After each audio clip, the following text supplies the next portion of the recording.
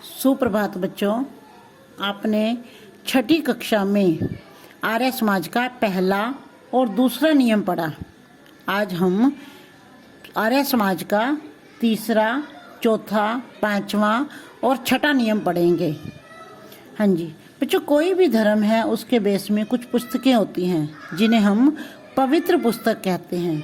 हमारा जो हिंदू धर्म में अच्छे कार्य के लिए हम वेद की तरफ देखते हैं। तो तीसरा नियम क्या है? वेद सब सत्य विद्याओं की पुस्तक है। वेद का पढ़ना पढ़ाना और सुनना सुनाना सब आर्यों का परम धर्म है। यानी कि आर्य समाज का बेटे जो पहले दो नियम थे उसमें हमने क्या किया था? उसमें हमने ईश्वर के स्वरूप की व्याख्या की गई थी। उसने हमने ईश्वर के स्वरूप के बारे में पढ़ा था। लेकिन तीसरे नियम में क्या बताया गया है? तीसरे नियम में बताया गया है कि वेद क्या है और उसके संबंध में हमारा कर्तव्य क्या है, हमारी क्या ड्यूटी है। तो वेद कितने हैं बेटा? वेद 4 हैं। कौन कौन से हैं? ऋग्वेद, यजुर्वेद, सामवेद और अथर्ववेद। कौन कौन से? ऋग्वेद, यजुर्वेद, सामवेद और अथर्ववेद। इस नियम में वेद सबसे पहले है और सत्य विद्याएं बाद में। इसका क्यों है ये सबसे पहले? क्योंकि कौन सी विद्या सत्य है और कौन सी नहीं, इसका जो निर्णय करने वाला है वो वेद है। वेद के द्वारा सत्य और असत्य की परख होनी चाहिए। किसी भी भ्रांति अर्थात संदेह या हट यानी जिद के आधार पर सत्य, असत्य या वेद की परख नहीं हो सकती। वेद अपौरुषेय है, यानी कि वो किसी पुरुष या व्यक्ति ने नहीं बनाए हैं। सृष्टि के आदि में, आदि होता है बेटे आरंभ में, शुरुआत में, सृष्टि के आदि में परमेश्वर ने चारों वेदों का ज्ञान किस किस को दिया था? अग्नि, वायु, आदित्य और अंगिरा को प्रदान किया था। उन्होंने उसे आगे प्रचारित किया यानी कि फैलाया। वही ज्ञान आज पुस्तक के रूप में है। अतः सत्य असत्य यानी कि सत्य और असत्य एवं कर्तव्य यानी कि कर्तव्य और अकर्तव्य को जानने के लिए वेद को पढ़ना और सुनना आवश्यक है। ज्ञान को आगे बढ़ाने तथा पूर्णतया ज्ञान ग्रहण करने के लिए उसे पढ़ाना और सुनाना भी अपेक्षित है। अपेक्षित यानी कि आशा रखनी चाहिए हमें कि हमें किस तरह से ज्ञान को आगे बढ़ाना है। जैसे कि मान लो बच्चों, एक छोटा सा उदाहरण देती हूँ आपको मान लो साइंस इतनी जल्दी समझ में नहीं आती, तो क्या करेंगे आप? उससे पहले अपने टीचर से, अपने अध्यापक से उसको ध्यान से समझेंगे। फिर आप उसको दोबारा से घर में बैठकर आराम से उसको फिर करेंगे, दोबारा से उसको समझेंगे। फिर जब आपको अच्छी तरह से समझ आ जाएगी तो आप उसे किसी अपने मित्र को, किसी अपने दोस्त को फिर से समझाओ। तो इससे जो आपकी नॉलेज है वो बढ़ जाएगी, उससे आपका ज्ञान जो है वो पक्का हो जाएगा। तो इसी तरह से क्या कहा गया है कि ज्ञान को आगे बढ़ाने तथा पूर्ण रूप से ग्रहण करने के लिए उसे पढ़ाना और सुनाना भी अपेक्षित है। वेद ज्ञान मनुष्य मात्र के लिए है, किसी व्यक्ति, जाति, देश या वर्ग विशेष के लिए नहीं। प्रत्येक व्यक्ति का वेद पढ़ने का अधिकार है। हर मनुष्य को वेद पढ़ने का अधिकार है।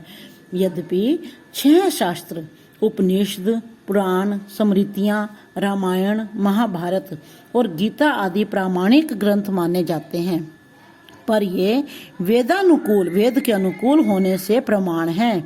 वेद ईश्वरीय ज्ञान होने से प्रमाण है, अतः वे सबसे ऊंचे हैं। यही कारण है कि आर्य समाज उनके पढ़ने पढ़ाने और सुनने सुनाने को प्रत्येक श्रेष्ठ व्यक्ति का परम धर्म मानता है। आगे है चौथा नियम। सत्य के ग्रहण करने और असत्य को छोड़ने में सर्वदा यानी कि हमेशा उद्यत रहना चाहिए यानी कि हमेशा तैयार रहना चाहिए। सत्य क्या है? जो वस्तु जैसी हो उसे वैसे ही मानना, कहना और करना सत्य है। इसके विरुद्ध मानना, कहना और करना असत्य है। मनुष्य अल्पज्ञ यानी कि थोड़ा जानने वाला है। उसे स्वभावतः सत्य और असत्य का सही ज्ञान नहीं हो पाता।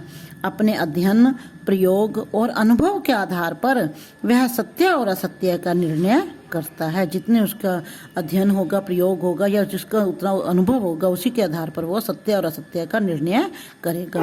कभी कभी वे मान्यताएं जिन्हें मनुष्य सत्य सिद्ध कर होती है, जिन्हें मनुष्य सत्य मानता रहा है, असत्य प्रमाणित होती है, और कभी असत्य मानी गई बातें सत्य सिद्ध होती हैं। पहले जैसे कुछ लोग धरती को क्या मानते थे, चपटी मानते थे, पर वह क्या हुई, गोल सिद्ध हुई। विमान और आकाशवाणी कपोल कल्पना माने जाते थे।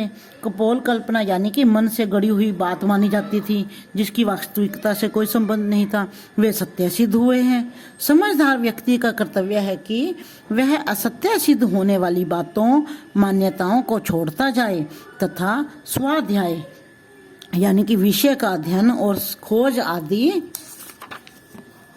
के द्वारा उपलब्ध सत्य ग्रहण करता जाए। व्यक्ति को अपना आचरण, अपना व्यवहार सत्य पर आधारित रखना चाहिए।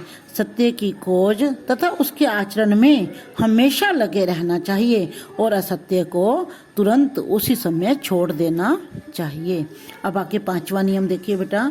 सब काम धर्मानुसार अर्थात सत्य और असत्य को विचार कर करने चाहिए।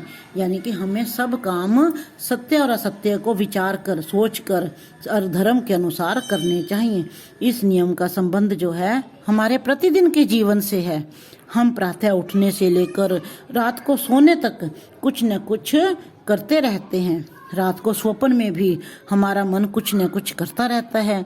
यह नियम हमें शिक्षा देता है कि जागते या सोते हम जो कुछ भी करें वह धर्म के अनुसार हो, पाप हम न करें। जिन नियमों से संसार में सुख शांति रहती है, अपनी तथा दूसरों की उन्नति अर्थात अभ्युदय होता है, अभ्युदय यानी कि वृद्धि होती है, जिनका आचरण कल्याणकारी है, वे नियम धर्म कहलाते हैं। नास्ति सत्यात् परो धर्मो नास्त्यात् पातकम परम, यानी कि सत्य से बड़ा धर्म और असत्य से बड़ा पाप नहीं है। आगे 6वां नियम क्या कहता है बेटे, देखो 6वां नियम। संसार का उपकार करना इस समाज का मुख्य उद्देश्य है, अर्थात शारीरिक, आत्मिक और सामाजिक उन्नति करना। तो व्याख्या क्या है इसकी।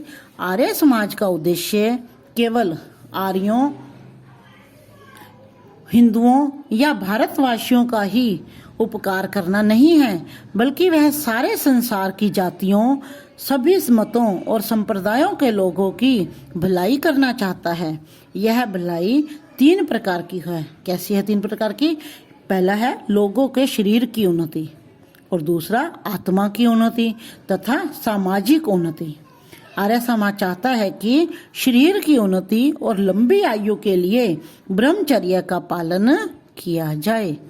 सदा खान पान, व्यायाम, नियम पूर्वक स्नान, ध्यान, संध्या, प्रार्थना तथा उत्तम ग्रंथों के पाठ से ब्रह्मचर्य की रक्षा और शरीर की उन्नति होती है। गृहस्थ जीवन में भी संयमी रहना चाहिए। आत्मिक उन्नति के लिए, अब आत्मिक दूसरी थी आत्मा की उन्नति, तो आत्मिक उन्नति के लिए चरित्र की पवित्रता के साथ साथ अष्टांग योग द्वारा आत्मा में परमात्मा के दर्शन की योग्यता पैदा करना अपेक्षित है। यानी कि हमारी आशा होनी चाहिए कि हम परमात्मा के दर्शन की योग्यता पैदा करने की हमारे अंदर चाह होनी चाहिए।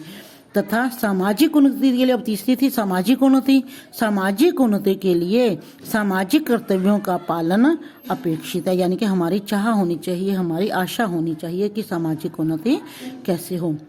देव पूजा, संगतिकरण तथा दान द्वारा इस सामाजिक भावना का विस्तार होता है।